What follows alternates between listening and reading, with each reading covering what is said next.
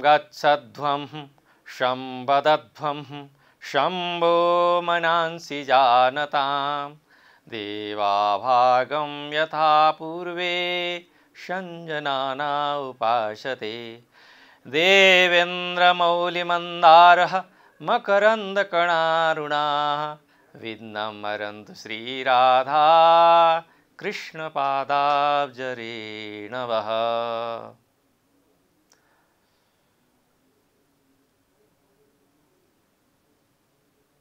सम्पूर्ण दर्शक श्रोताहरूमा शुभ बिहानी नमस्कार। न्यूज नेपालको यो मिशन प्रज्ञाबाट यहाँहरूलाई दैनिक रूपमा श्रीमद् भगवत गीताको सत्संग श्रवण गर्ने अवसर प्राप्त भएको छ। न्यूज नेपाल परिवारलाई धन्यवाद दिन चाहन्छु। म आफैलाई धन्यवाद दिन चाहन्छु, कृतज्ञता भन्न चाहन्छु। सम्पूर्ण दर्शक श्रोताहरूलाई पनि धन्यवाद दिन चाहन्छु। भगवान श्रीकृष्णको पशुपतिनाथको आशिषले आशिषित गर्न चाहन्छु कि हामीले योगेश्वर भगवान श्रीकृष्ण जगद्गुरु भगवान श्रीकृष्णद्वारा अर्जुनलाई प्रदत्त गीताको ज्ञान सिक्ने मौका पाइरहेका छौँ। विश्व अहिले अद्भुत सङ्कटको अवस्थामा छ। विश्व बजार बनेको छ, हरेक चिज बिकाउ छन्। यो बिकाउमा मिथ्याचारीहरूले ज्ञान कर्म र भक्तिलाई पनि बिकाउ वस्तु बनाइदिएका छन्।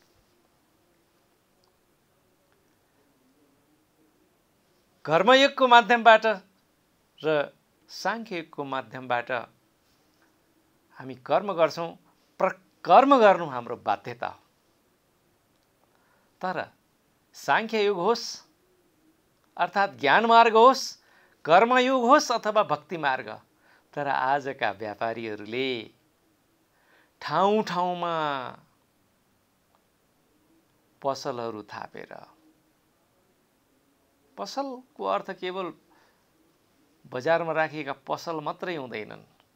पसलको अर्थ जब कसैले ज्ञान बेच्न चाहन्छ, कर्म योग बेच्न चाहन्छ, भक्ति योगलाई बेच्नको लागि लाभा लस्कर तयार गर्दछ, त्यो पनि एक प्रकारको व्यापार हो। र भगवान श्रीकृष्णले तेस्रो अध्यायको 6औं श्लोकमा प्रष्टसँग यो व्यापारको बारेमा परिचर्चा गर्नुभएको छ। तपाईलाई अचम्म लाग्दा भगवान श्रीकृष्णलाई कसरी थाहा भयो? भगवान श्रीकृष्ण साक्षात् परमब्रह्म हो। म भित्र पनि त्यही ब्रह्म कृष्ण छ, तपाईँ भित्र पनि त्यही कृष्ण छ। मेरा संवादहरू र तपाईले मैले बोलेको कुरा बुझ्नु भएको छ, त्यो बुझाइ नै श्रीकृष्णको शक्तिको ऊर्जाको स्पन्दन हो। त्यही ऊर्जाले मैले बुझ्छु, बोल्छु, त्यही ऊर्जाले तपाईँ बोल्नुहुन्छ, तपाईले बुझ्नुहुन्छ। एउटै ऊर्जा यहाँबाट त्यहाँ छ। त्यस कारणले यो फ्रिक्वेन्सीमा मिल्नुपर्छ भन्छन् नि, त्यही ऊर्जा मैले प्रयोग गरिरहेको छु, त्यही ऊर्जा तपाईँले प्रयोग गर्नुभएको छ। त्यही भएर यसलाई आश्चर्य मान्न पर्दैन। संसारका धेरै व्यक्तिहरूले यो तथ्यलाई, यो महत्त्वलाई बुझ्दैनन्। श्रीमद् भगवत गीतालाई त्यसै युगजयी ग्रन्थ भनेर भनिएको होइन। श्रीमद् भगवत गीता मात्र यस्तो ग्रन्थ हो जसले वैश्विक ग्रन्थ, वैश्विक आध्यात्मिक ग्रन्थको प्रतिनिधित्व गर्छ र पूर्ण आध्यात्मिक ग्रन्थको प्रतिनिधित्व गर्छ। मैले बाइबललाई, कुरानलाई, त्रिपिटकलाई न्यून ग्रन्थ भनेर भन्दिनँ, तर यिनीहरू सबै साम्प्रदायिक छन् र यिनी ग्रन्थहरूले, यी सम्प्रदायहरूले कर्मको त अभ्यास गर्छन्, तर कर्मतन्त्रलाई बुझ्दैनन्। कर्म मनुष्यको बाध्यता हो, प्रकृति जनित बाध्यता हो भन्ने कुरा उनीहरूलाई थाहा छैन। उनीहरू त यन्त्रवत छन्। बाइबलले कुनै पनि व्यक्तिलाई, बाइबल मान्ने कुनै पनि व्यक्तिलाई सङ्कल्प स्वतन्त्रता अर्थात् फ्रिडम अफ विल दिँदैन। तपाईँले त्यही काम गर्नुपर्छ जति बाइबलले मात्रै भनेको छ, त्यही काम गर्नुपर्छ जुन कुरा कुरानले भनेको छ, त्यही कर्म गर्नुपर्छ जुन तोरेतले भन्छ, त्यति मात्रै कर्म तपाईँका स्वीकार्य हुन्छन् जुन त्रिपिटकले भनेको छ। श्रीमद् भगवत गीतामा यस्तो कुनै बाध्यता छैन। यसलाई मुस्लिमले पनि, हिन्दूले पनि, जैनले पनि, बौद्धले पनि, संसारमा करिब करिब 123वटा विभिन्न साना ठुला धर्महरू छन्। त्यसमध्येमा 8-10 वटा हामीले ठुला जानेका छन्। तिनी सबैले यसलाई प्राप्त गरेर अपनत्व ग्रहण गर्न सक्छ, किनभने ज्ञान, भक्ति र कर्मको यो संयोजन हो। अर्जुनले सोध्दै थिए कि कृष्ण, मलाई चाहिँ युद्धरूपी भुमरीमा किन हाल्न चाहनुहुन्छ? भगवानले भन्नुभयो, बाबु कुरा त ठिक गर्यो। दुई प्रकारका कर्महरू हुन्छन्, दुई प्रकारका निष्ठाहरू हुन्छन्। कि ज्ञान योगको निष्ठा हुन्छ, कि भक्ति योगको निष्ठा, कि कर्मयोगको निष्ठा हुन्छ। र कर्म त मान्छेको बाध्यता हो। ज्ञानी बन्नलाई नि कर्म गर्नुपर्छ, भक्त बन्नलाई नि कर्म गर्नुपर्छ, र कर्मयोगी बन्नको लागि नि कर्म गर्नुपर्छ। यो कर्मबाट तिमीलाई छुटकारा कदापि छैन। तर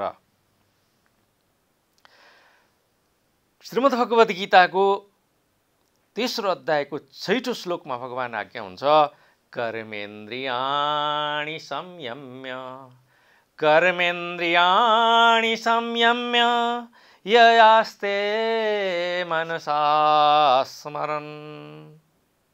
कर्मेन्द्रियाणि संयम्य यास्ते मनसा स्मरन्।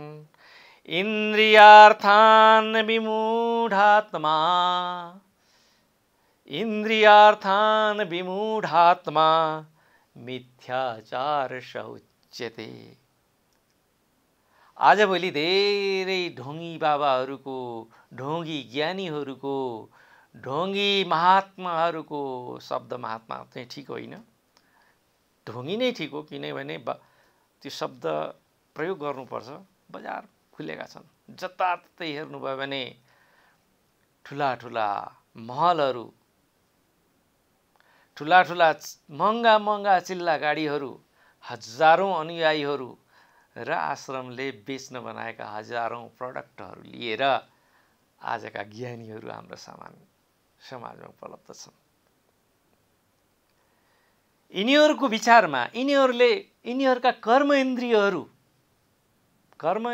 त संयममा हुन्छन्। भगवान श्रीकृष्ण भन्नुहुन्छ कि यस्ता व्यक्तिहरूका कर्मेन्द्रियहरू बसमा हुन्छन्। कर्मेन्द्रिय के हुन् त? कर्म गर्ने इन्द्रिय के हुन्? कर्म यसो विचार गरौँ त, कर्मेन्द्रिय के हुन्? 5वटा कर्मेन्द्रिय छन्, 5वटा ज्ञानेन्द्रिय छन्। हामीले कर्म गर्छौँ। कर्म गर्दाखेरिमा पहिला हात र गोडा दुईटा, त्यसपछि दिशा गर्ने ठाउँ र सामान्यतया पिसाब गर्ने ठाउँ। यिनी कर्मेन्द्रियहरू, यिनी कर्मेन्द्रियहरू जब निष्क्रिय, यिनी कर्मेन्द्रियलाई नियन्त्रण गर्छन् केहीले। तर अचम्मको कुरा के भने, कर्मेन्द्रिय त उनीहरूले नियन्त्रण गर्छन्, बाबाजी हुन्, अरू सामान्य गृहस्थ जस्तो गृहस्थी जीवन पनि बिताउँदैनन्, सदाचारको पालन पनि गर्छन्। तर मनभित्र विषयको चिन्ता हुन्छ, विषयको चिन्ता हुन्छ। ओहो, मैले बिहा गरिनँ, फलाना यत्रै मान्छेले बिहा गरेको आनन्द के होला, एकातिर ती जान्छ। अर्को विषय भनेको, ओहो म ठुलो महात्मा भएँ, महात्मा भइसकेपछि यत्रो ठुलो महात्माले BMW चढ्नु भएको, सानोतिनो चढ्यो भने त बेइज्जतै हुन्छ, विषयको चिन्ता। मेरो चाहिँ नेपालका प्रत्येक सहरमा एउटा आश्रम हुनुपर्छ, विषयको चिन्ता। फलानाले मेरो आलोचना गर्यो, त्यसलाई ठिक लगाउनुपर्छ, विषयको चिन्ता। फलानाले मेरो प्रशंसा गर्यो, उसलाई चाहिँ हाम्रो गुटमा समावेश गर्नुपर्छ, नेपालमा यस्ता घटनाहरू धेरै घटिरहेका छौँ। तपाईँले 2-4 वर्षको इतिहास हेर्नुहोस् त। नेपालका केही महात्माहरूले, नाम लिन्न म, ठुलो ठुलो चमत्कार देखाए अन्ततः। किनभने कर्मेन्द्रिय बसमा अन्ततः बलवान निन्द्रिय ग्राम विद्वांसमपि कर्मसी, कर्मेन्द्रियलाई थमथमाउँदै पनि फुत्त चिप्लेर, किनभने चिन्तन विषयको थियो नि त। बाबाजीको चोला धारण गर्ने, महात्माको चोला धारण गर्ने, ठुला ठुला आश्रम बनाउने, धेरै चेलाचेली बनाउने, आफ्ना प्रडक्टहरू बजारमा बेच्ने, मार्केटिङ गर्ने, यो सबै किन हुन्छ भने बाहिर महात्माको आवरण छ, गुरुको आवरण छ, तर भित्र मनमा विषय भोगको तीव्रतर इच्छा छ। र त्यो विषय भोगको एउटा गृहस्थले यिनी विषयहरूलाई डाइरेक्ट भोग गर्दछ। म जस्ता मलाई घर पनि चाहिएको छ, पैसा पनि चाहिएको छ, म काम गर्छु, तर यी महात्माहरू अप्रत्यक्ष प्रत्यक्ष रूपमा केही पनि चाहिँदैन भने जस्तो गर्छन्। तर न आश्रम बनाउन छोड्छन्, न चेलाचेली जुटाउन छोड्छन्, न चेलाचेलीहरूबाट जयकार स्वीकार गर्न छोड्छन्, न दुखी हुन छोड्छन्, न सुखानुभूति गर्न छोड्छन्। मनले म महात्माहरूको, वास्तविक महात्माहरूको आलोचना गर्दिनँ, किनभने महात्माहरू वास्तवमै महात्मा हुन्। यो सम्पूर्ण विश्व ब्रह्माण्ड महात्माहरूको साधनाबाट, साधनाको तपबाट चलेको छ। त्यही भएर इन्द्रियहरूलाई बस गर्ने तर मनमा चाहिँ विषयको चाहना गर्नेहरू मिथ्याचारी हुन्। त्यसलाई चाहिँ भगवानले स्पष्ट शब्द प्रयोग गर्नुभएको मिथ्याचार। उसले चाहिँ बडो घनीभूत तरिकाले, बडो विवेक लगाएर, अरूले थाहा नपाउने तरिकाले बडो षड्यन्त्रपूर्वक महात्माको नाटक गरिरहेको हुन्छ। यसलाई चाहिँ श्रीमद् भगवत गीतामा भगवान कृष्णले मिथ्या आचार अर्थात् जो छैन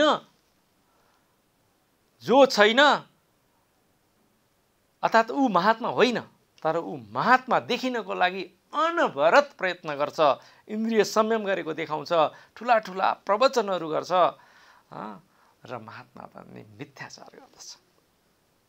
त्यस्ता व्यक्तिहरू दम्भी हुन्छन्। र वास्तविकता के हो भने आज गीता जस्ता महान उपदेशहरूलाई पनि यिनी दम्भीहरूले आफ्नो पेट पाल्ने भाँडो बनाएका छन्। श्रीमद् भगवत गीतामा भगवान कृष्णको श्रीमद् भगवत गीता कृष्णको उपदेश हो, तर कृष्णलाई अस्वीकार गर्ने, अर्जुनको एक्जिस्टेन्सलाई अस्वीकार गर्ने, तर गीताको एक्जिस्टेन्सलाई स्वीकार गर्ने यस्ता धूतहरू धेरै छन्। मैले धेरै गीताका भाष्यहरू पढेको छु।